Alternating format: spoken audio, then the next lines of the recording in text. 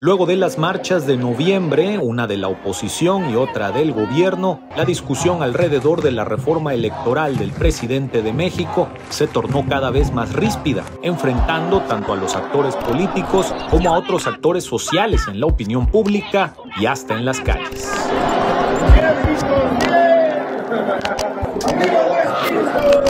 El mejor zapato que te pongas te quita lo naco.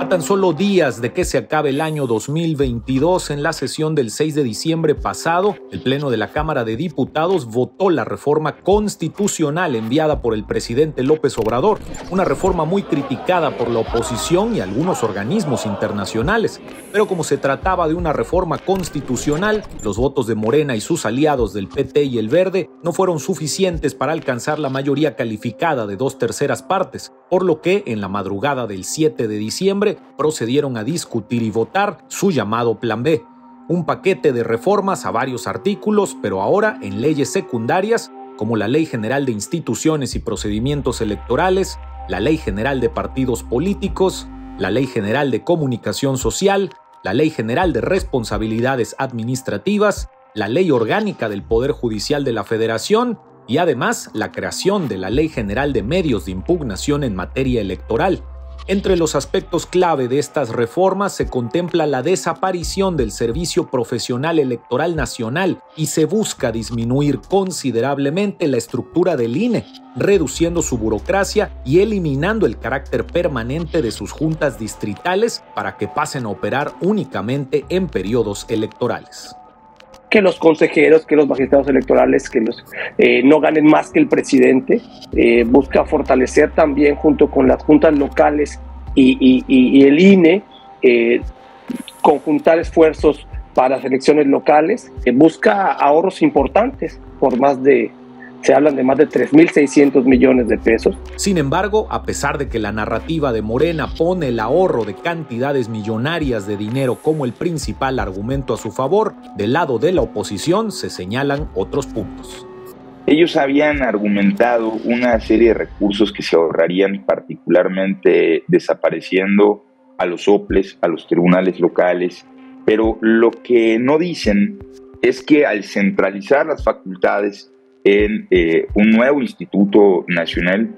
tendría que desplegar una estructura nacional, abrir oficinas en todos los estados, abrir oficinas en todos los distritos, es decir, el costo pues sería exactamente el mismo o más. Las reformas aprobadas de manera rápida en la Cámara de Diputados también eliminan 2 salas regionales del Tribunal Electoral del Poder Judicial de la Federación y la sala regional especializada del mismo tribunal, que en el proceso electoral del 2021 se encargó de resolver las sanciones contra candidatos de Morena que habían realizado actos anticipados de campaña.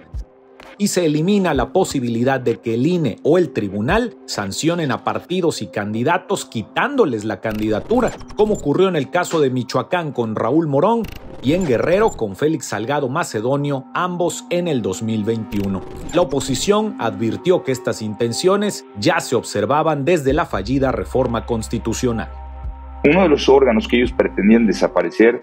son los órganos de vigilancia del propio Instituto Electoral, es decir, quienes ponen las multas a quienes hacen trampa o quienes se pasan de lanza o quienes no respetan las normas. Solo en 2021 a Morena este órgano de vigilancia le impuso multas por tramposos por más de 91 millones de pesos. Pero este paquete de reformas a leyes secundarias también plantean quitarle a la Secretaría Ejecutiva del INE el manejo de los recursos públicos y, como remate, remover del cargo al que ha sido titular de esta área en el instituto por casi 15 años, Edmundo Jacobo Molina. La Secretaría Ejecutiva es básicamente el gobierno de interior del instituto. Es decir, es quien coordina las acciones de las distintas áreas, unidades y direcciones, lleva la actividad del día a día operativo del instituto. Aunque fueron aprobadas por la Cámara de Diputados brincándose varios pasos del proceso legislativo, en el Senado de la República la prisa se encontró con una serie de frenos que han ido retrasando su discusión, primero por la resistencia del senador morenista Ricardo Monreal, quien se ha enfrentado públicamente a la pretensión del presidente de desmantelar al INE. Vamos a cuidar el procedimiento legal, no habrá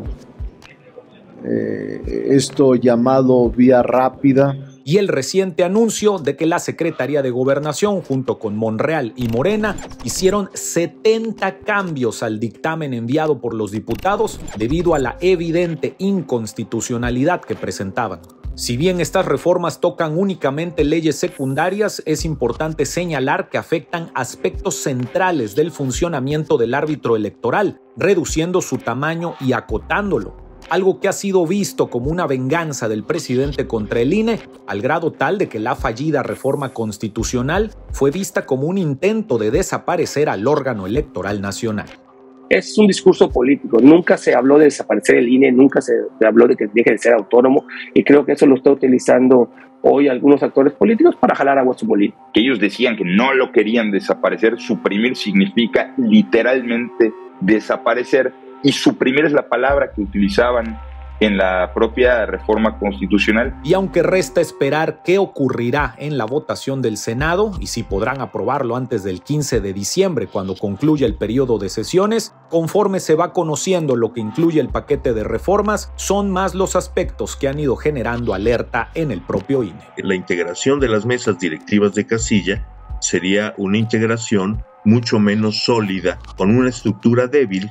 La posibilidad de que alguna o algunas fuerzas políticas prevean la ausencia de funcionarios y hagan que sus militantes y simpatizantes se formen tempranamente en la fila para ser escogidos como funcionarios suplentes, esto arroja un grave riesgo sobre la imparcialidad en el funcionamiento de las mesas directivas de casilla. Y también han generado alerta en la oposición, que ya planea estrategias para llevar la reforma electoral ante la Suprema Corte de Justicia. Tenemos que analizarlo junto con los propios partidos políticos, porque al tratarse de materia electoral, la propia Constitución da derecho a los partidos políticos a recurrirlo ante la Suprema Corte de Justicia, independientemente a lo que podemos hacer